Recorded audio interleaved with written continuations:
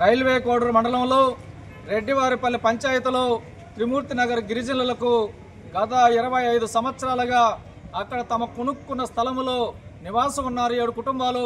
మరికొంతమందికి ఇళ్ల స్థలాలు లేక ఆ ప్రాంతం ఖాళీ ప్లేసులో వాళ్ళు మామిడి చెట్లు, టెంకాయ చెట్లు, జామ చెట్లు, నిమ్మ చెట్లు, అనేకమైనటువంటి చెట్లు వేసుకొని టేక్ చెట్లు వేసుకొని సాగు చేసుకుంటా ఉంటే మొన్న ఈ మధ్య 4 రోజుల క్రితం ఇక్కడ ఉన్నటువంటి టీడీపీ పార్టీ అధికార పార్టీలో ఉన్నటువంటి వాళ్ళు అగ్రవర్ణాల వారు దౌర్జన్యంగా వీళ్ళు పనులకు పోయినప్పుడు గిరిజనులు దౌర్జన్యంగా చెట్లను తొలగించారు, ఎటువంటి నోటీస్ లేకుండా. ఇది చాలా దుర్మార్గం.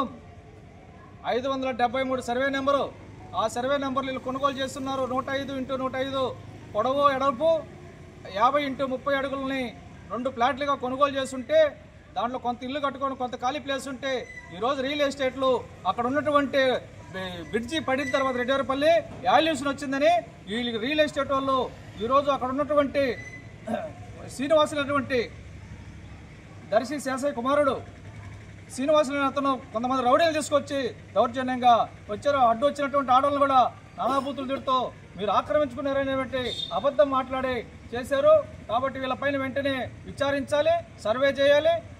చేసిన దానికి లక్షల రూపాయల నష్టం జరిగింది, దాన్ని డబ్బులు కట్టించాలి. వాళ్ళపైన ఎస్సీ ఎస్టీ కేసులు నమోదు చేయాలని చెప్పని సిపిఎం పార్టీ ఈరోజు డిమాండ్ చేస్తుంది.